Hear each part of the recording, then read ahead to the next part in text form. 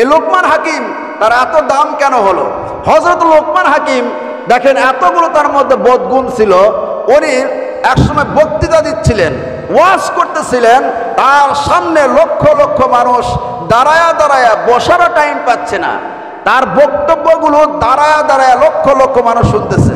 সুবহানাল্লাহ বলেন। এমনি সময় ওই মজমার মাঝখান থেকে একজন লোক দাঁড়ায়া গেল, দাঁড়ায় বলতে, হুজুর আপনার বক্তব্য একটু বন্ধ করেন। বলে কেন বাবা? বলে আপনাকে একটা প্রশ্ন আমি করতে চাই। বলে কি প্রশ্ন? বলে হুজুর আপনি কি সেই মানুষ না যে মানুষটা রাখাল ছিল, রাস্তার মধ্যে মাঠের মধ্যে বকরি ছাগল চড়াইতেন? আপনি কি সেই মানুষ না? আপনার নাম কি লোকমান না? আপনার পাও ফাটা ছিল, আপনি খাটো মানুষ, এখনো খাটো আছেন, আপনি কালো মানুষ, আপনি গোলাম মানুষ। হুজুর আপনি কি সেই লোকমান না যে লোকমান পথের মধ্যে রাস্তার মধ্যে মাঠের মধ্যে ছাগল চড়াইতেন? বলুন না সুবহানাল্লাহ। হযরত লোকমান বক্তব্য বন্ধ করে চোখের পানি ছেড়ে কাঁদতেছে আর বলতেছে, বাবা তুমি ঠিকই ধরেছো, আমি সেই লোকমান। জোরে কোন সুবহানাল্লাহ। সেই সময় লোকটা বলতেছে, হুজুর আপনার মধ্যে 5টা বদগুণ সবই আছে। খাটো আছেন, নাক বোসা আছে, তারপরে আপনি পাও ফাটা আছে, আপনি কালো আছেন, তারপরে আপনি গোলাম মানুষ আছেন, সব ঠিক আছে। কিন্তু একটা জিনিস পাল্টে গেছে, এখন আপনি বক্তব্য দেন, আপনার বক্তব্য লক্ষ লক্ষ মানুষ শোনে, তার কারণটা কি? আপনি কি আমল করছেন? যে আমলের কথা আমাদেরকে জানান, যাতে করে আমরা সেই আমল করে আপনার মতো এরকম হতে পারি। যেরকম সুবহানাল্লাহ। সেই আমলগুলো জানার দরকার আছে নাকি? আল্লাহ রাব্বুল আলামিন কোরআনে কারীমের মধ্যে বলেছেন, হযরত লোকমান উনি জ্ঞানী মানুষ ছিলেন। সুবহানাল্লাহ বলেন। হযরত লোকমান হাকিম বললেন, বাবারে তুমি ঠিকই ধরেছ, আমি সেই রাখাল, আমি সেই গোলাম, আমি সেই খাটো মানুষ, বেটে মানুষ, লাখ বোসা মানুষ, পাও ফাটা মানুষ, আমি সেই কালো মানুষ, আমি সেই লোকমান রে বাবা। আমি অতীতকে ভুলে যাই নাই, অতীতের সব কথা আমার মনে আছে। দেখবেন মানুষ যখন বড়লোক হয়ে যায়, টাকা পয়সা যখন হয়ে যায়, ধন সম্পদ যখন হয়ে যায়, তখন আর অতীতের কথা মনে রাখে না, সে গরিবদেরকে আর দেখতে পারে না, দূর দূর করে তাড়ায় দেয়। যেরকম ঠিক কিনা? হযরত লোকমান কি বললেন? আমি অতীতের কথা ভুলে যাই নাই। মানুষ আমরা তো সবাই এক বিন্দু নাপাক পানি থেকে আল্লাহ পাক আমাদেরকে সৃষ্টি করেছেন। কিসের অহংকার, কিসের গর্ব, কিসের খর্ব করো? যেরকম ঠিক কিনা? আল্লাহ পাক বলেছেন, মিনহা খলাকনাকুম ওয়া ফিহা নুঈদুকুম ওয়া মিনহা নুখরিজুকুম তারাতান উখরা। হে মানুষ, এই মাটি থেকে তোমাকে বানানো হয়েছে, এই মাটির মধ্যে তোমরা আবার যাবে, এই মাটি থেকে তোমাদেরকে আবার তোলা হবে। সুবহানাল্লাহ কর। মিন নুতফাতিন খলাকাকুম মিন নুতফা, তোমাদেরকে সৃষ্টি করা হয়েছে এক বিন্দু নাপাক পানি থেকে। কয় বিন্দু? সামান্য এক বিন্দু নাপাক পানি, যেটা শরীর থেকে নির্গত হওয়ার পরে তার দুর্গন্ধে থাকা যায় না, সেই নাপাক পানি থেকে মানুষকে সৃষ্টি করেছে। সেই মানুষের কত অহংকার! যেরকম ঠিক কিনা? আল্লাহ রাব্বুল আলামিন কোরআনে কারীমের মধ্যে বলেন, হাল আতালাল ইনসানি হিলুম মিনাদ দাহরি লাম ইয়াকুন শাইআম মাযকুরা। হে মানুষ, তোমার কি মনে পড়ে না, তোমার কি স্মরণ হয় না সেই সময়ের কথা, সেই সময় তোমার কোন নাম ছিল না, তোমার কোনো গন্ধ ছিল না, তোমাকে কেউ চিনত না, তোমাকে মানুষ। হযরত আশরাফ আলী থানভী রহমাতুল্লাহ আলাইহি, তার নিকটে একজন মুরিদ এসে বললেন, হুজুর আমরা যে নামাজ পড়ি, রোজা রাখি, হজ যাকাত যা কিছু আমল করি না কেন, এগুলো যে কবুল হয় আমরা বুঝবো কেমনে? আশরাফ আলী থানভী রহমাতুল্লাহ আলাইহি বললেন, বাবা তোমার এগুলো আমল কবুল হয় কিনা বোঝার আগে, এই প্রশ্ন উত্তর দেওয়ার আগে তোমাকে একটা প্রশ্ন করতে চাই। বলে কি প্রশ্ন হুজুর বলেন? বলে তুমি কি সকালবেলা নাস্তা করেছো? বলে হ্যাঁ নাস্তা করেছি। বলে দুপুরে আবার খেয়েছো? বলে হ্যাঁ খেয়েছি। রাত্রি কি আবার খেয়েছো? বলে হ্যাঁ রাত্রিতে আবার খেয়েছি।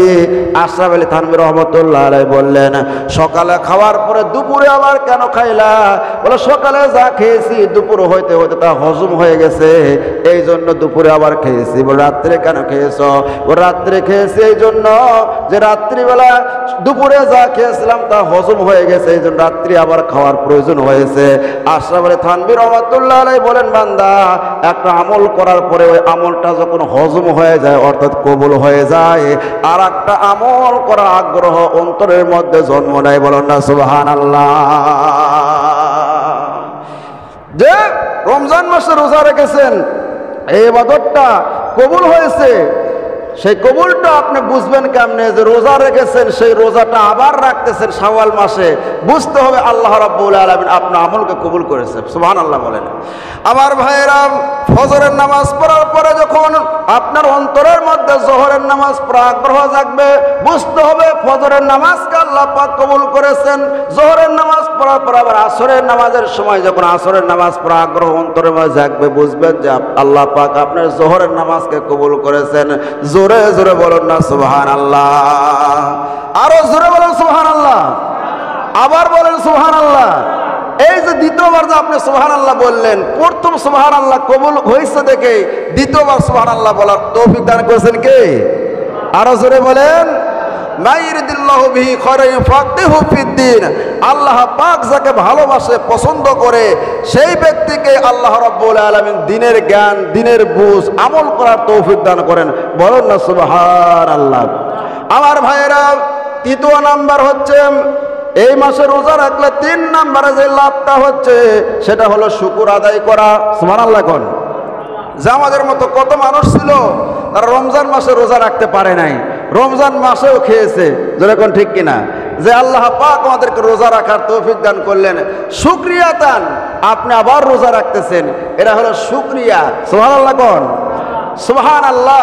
যে আল্লাহ পাক আমাকে ভালো রেখে সুস্থ অবস্থায় আমাকে নামাজ পড়ার তৌফিক দান করলেন, রমজান মাসে রোজা রাখার তৌফিক দান করলেন, কিয়ামুল লাইল রাত্রিবেলা তারাবির নামাজ পড়ার তৌফিক দান করলেন, তাহাজ্জুদ নামাজ পড়ার তৌফিক দান করলেন, কোরআন পড়ার তৌফিক দান করলেন, দান খয়রাত করার তৌফিক দান করলেন, যাকাত দেওয়ার তৌফিক দান করলেন, সদকায়ে ফিতর দেওয়ার তৌফিক দান করলেন, সমস্ত ভালো কাজ করার তৌফিক দান করলেন। এই শুকরিয়া দান আমি আবার রোজা রাখে আল্লাহ পাককে শুকরিয়া দেওয়া জানাচ্ছি। বলুন না সুবহানাল্লাহ। আল্লাহর হাবিব বিশ্ব নবী জনাব মুহাম্মদুর রাসূলুল্লাহ সাল্লাল্লাহু আলাইহি সাল্লাম কেমন শুকরিয়া আদায় করতেন? রাত্রিবেলা দাঁড়ায়া দাঁড়ায়া নামাজ পড়তেন, নামাজ পড়তে পড়তে বিশ্ব নবীর পা মোবারক ফুলে উঠত। সকালবেলা আম্মা জান আয়েশা সিদ্দিকা রাদিয়াল্লাহু তাআলা আনহা বলেছেন, ইয়া রাসূলুল্লাহ, ইয়া হাবিবাল্লাহ, আল্লাহ রাব্বুল আলামিন আপনার পূর্বে পরের সব গুনাহ খাতা মাফ করে দিয়েছেন, তারপরে আপনি কেন রাত্রিবেলা জেগে জেগে নামাজ পড়েন আর আপনার পা ফুলে যায়? এত কষ্ট করার তো আপনার কোনো প্রয়োজন নাই। আল্লাহ নবী বলেছেন, আফালান আকুনু আবদান শাকুরা, এ আয়েশা আমি কি শুকরগুজার বান্দার অন্তর্ভুক্ত হব না? জোরে বলো আল্লাহু আকবার। আল্লাহ পাক আমাকে দয়া করে মায়া করে আমার জীবনের সমস্ত গুনাহ খাতা মাফ করেছেন, কিন্তু আমি কি শুকরিয়া আদায় করব না? আমি দুনিয়াতে আসার পূর্বেই আমার বাবা দুনিয়া থেকে বিদায় নিয়ে চলে গেছে। যখন আমার বয়স 6 বছর, ছোট্ট মানুষ, সেই সময় আমার মা আমেনা দুনিয়া থেকে বিদায় নিয়ে চলে গেছে। যেই সময় আমার বয়স 8 বছর, সেই সময় আমার দাদাও দুনিয়ায় থেকে বিদায় নিয়ে চলে গেছে। আমার চাচার কাছে আমি লালিত পালিত হয়েছি। তারপরে আল্লাহ রাব্বুল আলামিন আমার পর দয়া করে মায়া করে বলেছেন, আলাম ইয়াজিদকা ইয়াতীমান ফাআওয়া, হে নবী আমি কি আপনাকে এতিম অবস্থায় পাই নাই, তারপর কি আমি আপনাকে আশ্রয় দেই নাই? তারপর আল্লাহ পাক বলেছেন, হে নবী আপনাকে আমি গরিব অবস্থায় পেয়েছিলাম, তারপর আমি আপনাকে ধন সম্পদ দান করেছিলাম। আল্লাহ পাক যে আমাকে এত নিয়ামত দান করেছেন, সমস্ত নবীর শ্রেষ্ঠ নবী আল্লাহ পাক আমাকে বানাইছেন, এই শুকরিয়া দান আইসারে আমি রাত্রিবেলা দাঁড়ায়া দাঁড়ায়া নামাজ পড়ি। বলুন না সুবহানাল্লাহ। তাহলে রমজানের পরে যদি কোনো ব্যক্তি এই শাওয়াল মাসে রোজা রাখে, লাভ কয়টি? 3টি। কয়টি লাভ বাবা? সবাই বলেন, কথা বলেন না কেন বাবা? কয়টি লাভ? 3টি লাভ। 1 নাম্বার হচ্ছে ফরজ এবং ওয়াজিবের মধ্যে যদি ঘাটতি হয়ে যায়, আল্লাহ রাব্বুল আলামিন নফল রোজার দ্বারা সেই ঘাটতিকে পূরণ করে আল্লাহ পাক কবুল করে নেবেন। সুবহানাল্লাহ। 2য় নাম্বার লাভ হচ্ছে যে আমার যে রমজান মাসের রোজা কবুল হয়েছে তার একটা লক্ষণ হচ্ছে আমি এই রমজান মাসের পরে শাওয়াল মাসে রোজা রাখলাম, জোরে কোন সুবহানাল্লাহ। আর 3 নম্বর লাভ হচ্ছে আল্লাহ পাকের শুকরিয়া আদায় করা হচ্ছে, সুবহানাল্লাহ বলেন।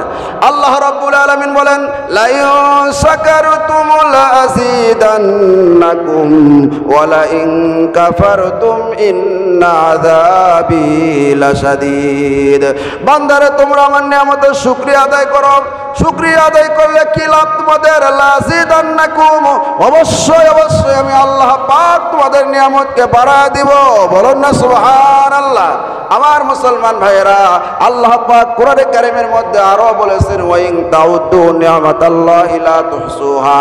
বান্দারে তোমরা যদি আমার নিয়ামতকে গণনা করা শুরু করে দাও, গণনা করতে করতে করতে করতে সময় ফুরে যাবে, নিয়ামতের গণনা আদায় করে শেষ করতে পারবা না। দেখেন কত নিয়ামত আল্লাহ পাক দান করেছে, বেশি কিছু লাগবে না, আপনার নিজের বডির দিকে একটু তাকান, দেখেন আল্লাহ পাক আপনার চেহারার মধ্যে, বডির মধ্যে আল্লাহ পাক কতগুলো নিয়ামত দান করেছেন বিনা পয়সায়, জোরে কোন সুবহানাল্লাহ। আমার ভাইয়েরা, এই শুকরিয়া বলতেছিলাম, শুকরিয়া আদায় করলে নিয়ামতকে বাড়ায় দেন কে? আল্লাহ পাক বাড়ায় দেন। কোরআনে কারীমের মধ্যে একটি সূরা আছে, যে সূরাটির নাম হচ্ছে লোকমান। কি সূরা বাবা? লোকমান, সূরা লোকমান। লোকমান কিন্তু একজন মানুষের নাম ছিল।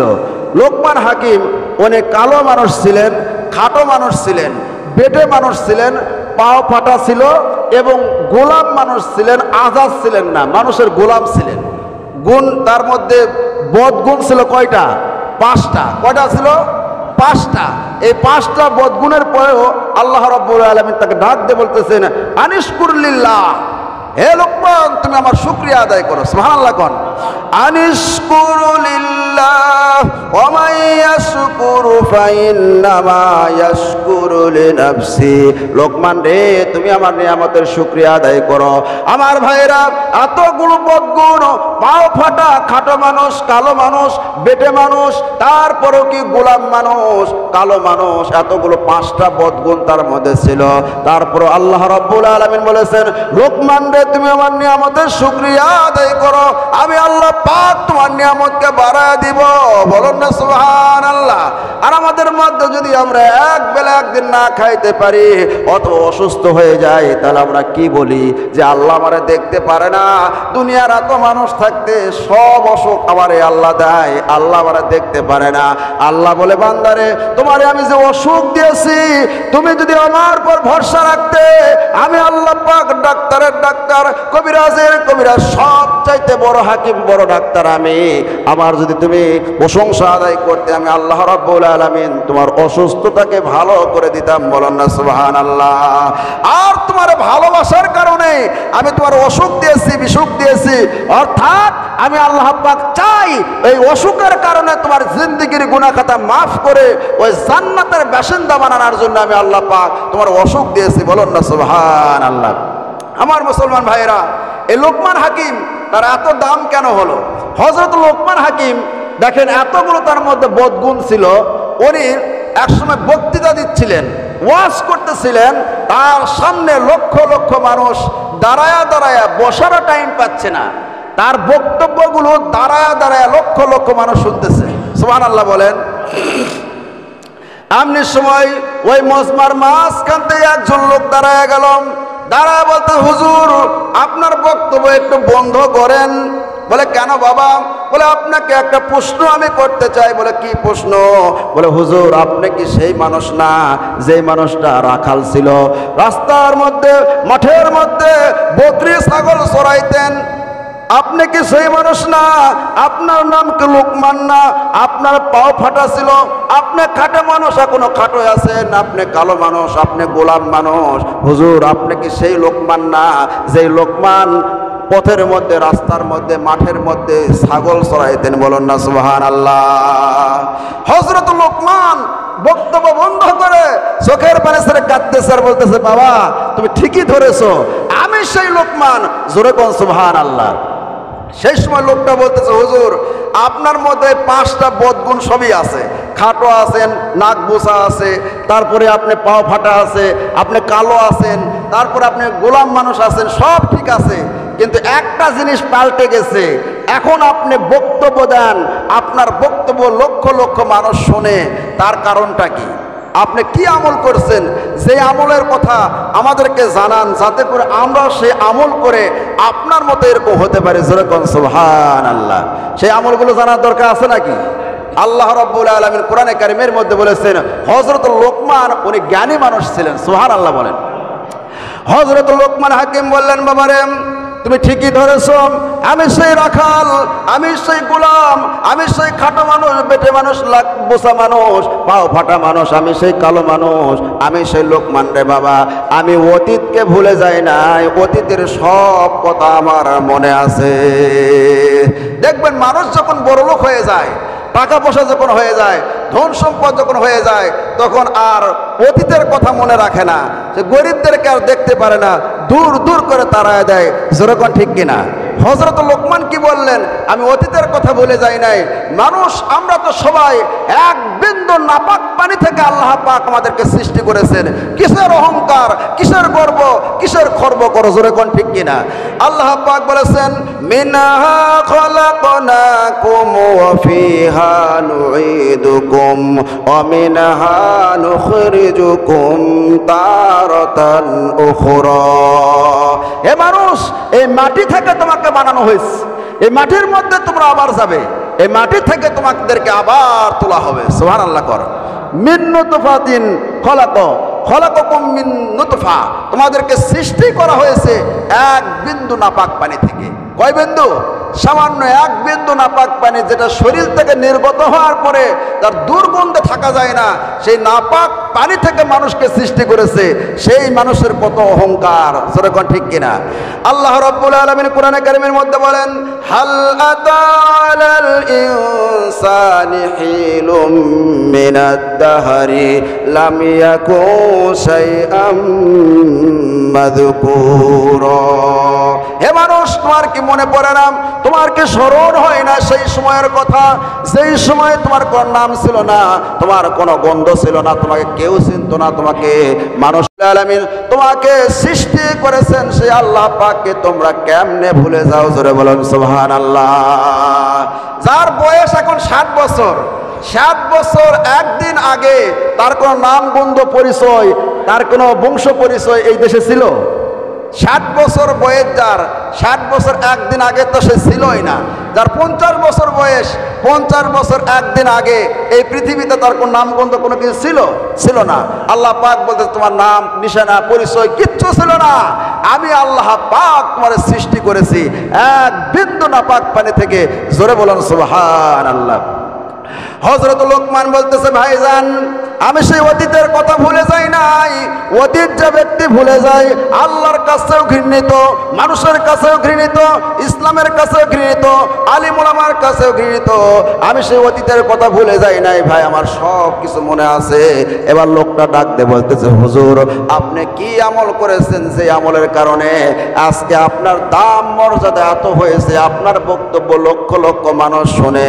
আপনার সাথে আমি ছাগল চড়াইছি, আমি সেই রাখাল, এখনো সেই অবস্থায় আছি। আপনি কি আমল করেছেন একটু জানান, যেগুলো আমল আমরাও করতে পারি। যেরকম সুবহানাল্লাহ। হযরত লোকমান বলেছেন, ও আমার বন্ধু, আমার সাথী, ও আমার ভাই, শোনো, যেগুলো আমি আমল করেছি 10টি আমল আমি করেছি।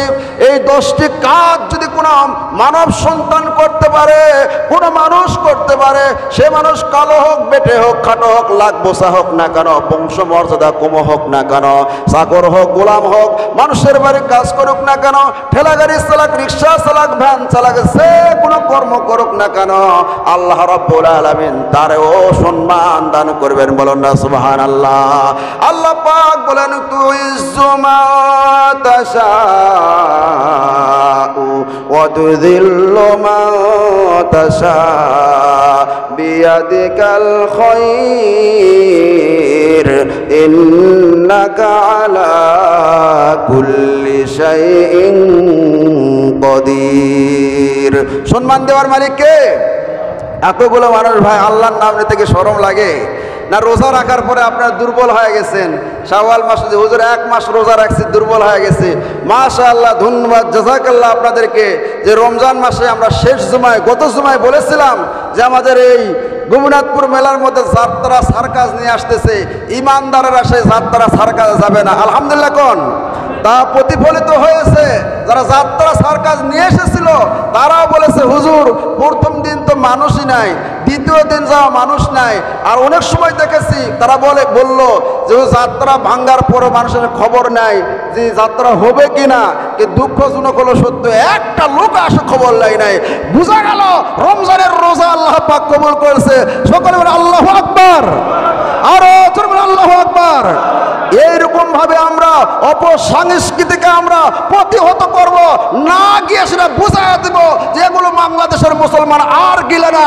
বাংলাদেশের মুসলমান এখন কোরআন হাদিসের কথা গিলে। তোরা কোন সুবহানাল্লাহ। তাফসির মাহফিল, ওয়াজ মাহফিলের লোকের জায়গা হয় না। আর যাত্রা মাইকিং করে, পোস্টার করে, হাম্বেল করে, হাত পা ধরে ডাকে ডাকে লোক পাওয়া যায় না। এর দ্বারা বুঝতে হবে বাংলাদেশের ইমানদারদের ইমান আল্লাহ পাক বৃদ্ধি করে দিয়েছে। আমিন বলেন। এই দেশে ইসলামী রাজ একদিন হোক একদিন হোক কায়েম হবে। আল্লাহু আকবার বলেন।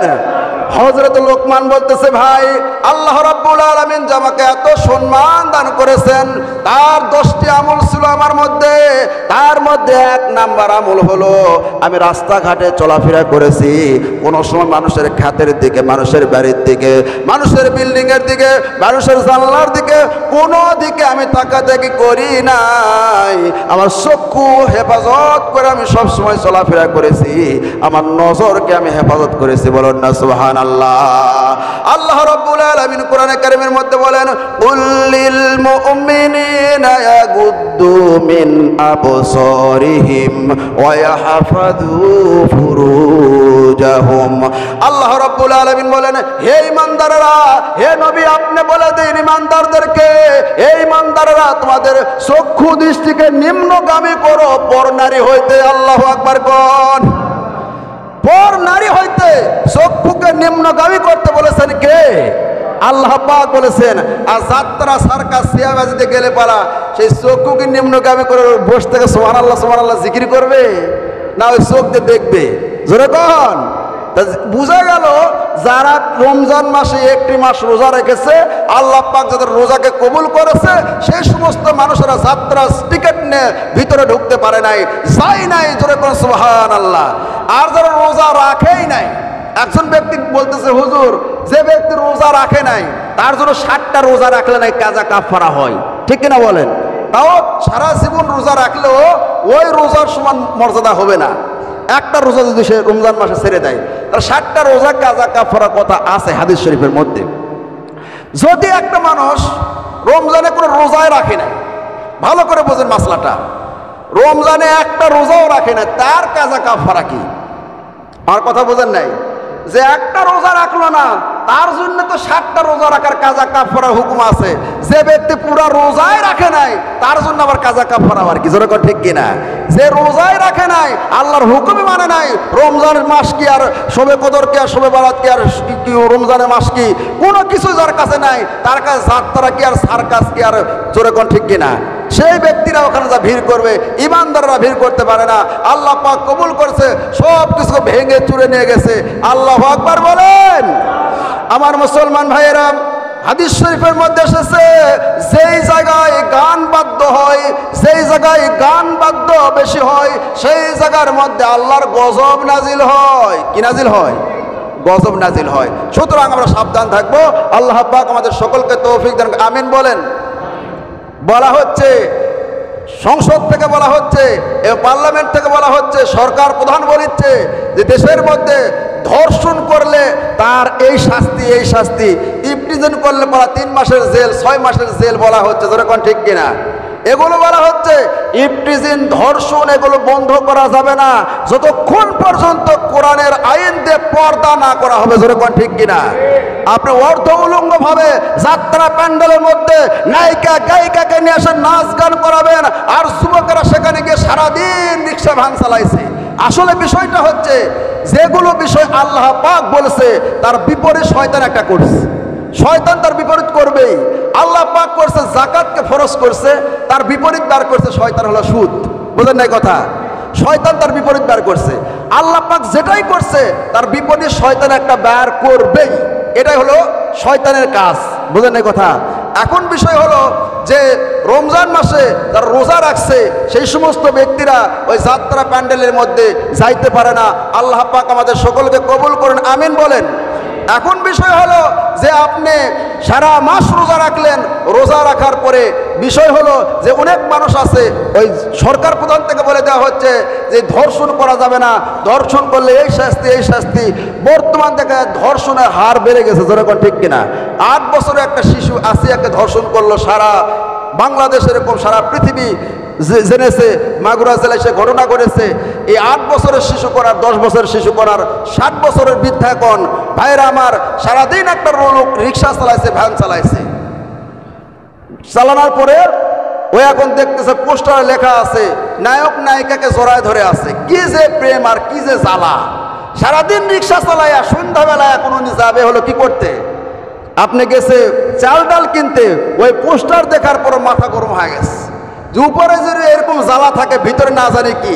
ওই যেগুলো টাকা দিয়ে ওই আপনি বাড়ির জন্য তরি তরকারি কিনতো ওগুলো নিয়ে যায় ওই যাত্রা প্যান্ডেলের মধ্যে এবং ওই সিনেমার মধ্যে ঢেলে আসা, যেরকম ঠিক কিনা? সিনেমা হল বানায় কারা? বড় লোকেরা। কারাই বানায়? আর ফকির হয় কারা? গরিবেরা। এরকম সুদ নাই।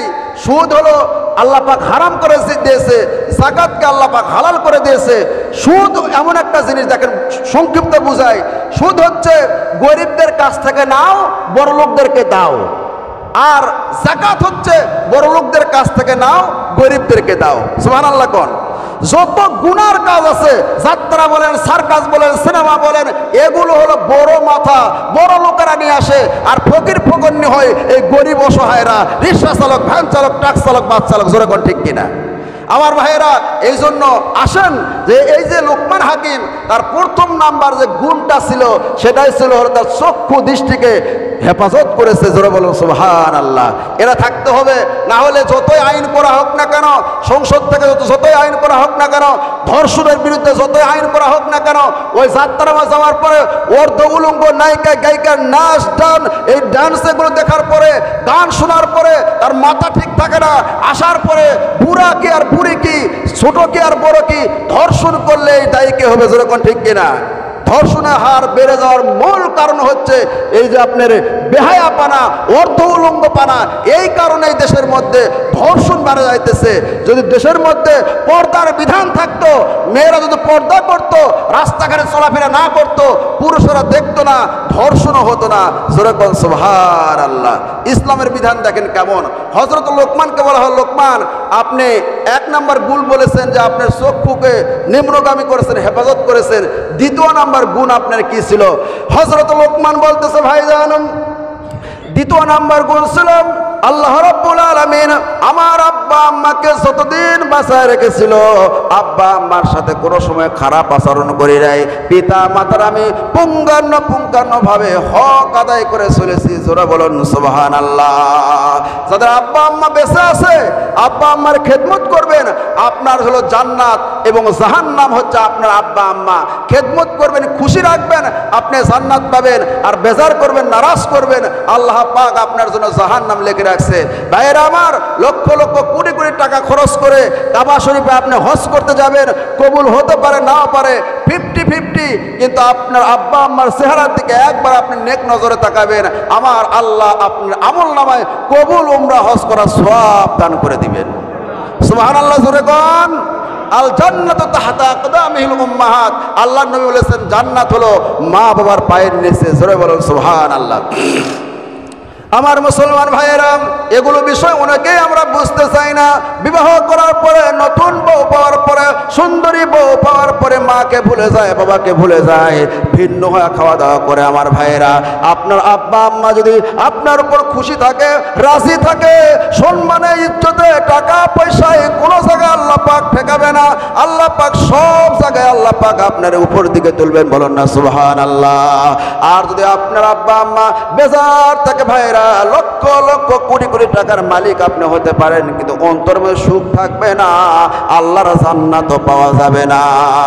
আল্লাহ পাক কোরআনে কারীমের মধ্যে বলেছেন, ওয়াকাদা রাব্বুকা আল্লা তা'বুদু ইল্লা ইয়াহু ওয়া বিল ওয়ালিদাইনি ইহসানা।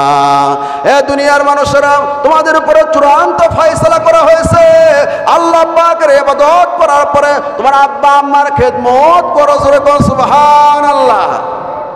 আল্লাহ পাকের দাসত্বের গোলামি করার পরে আল্লাহ পাক বলেছে তোমার আব্বা আম্মার খেদমত করো। কত বড় কথা চিন্তা করছেন আমার ভাইয়েরা।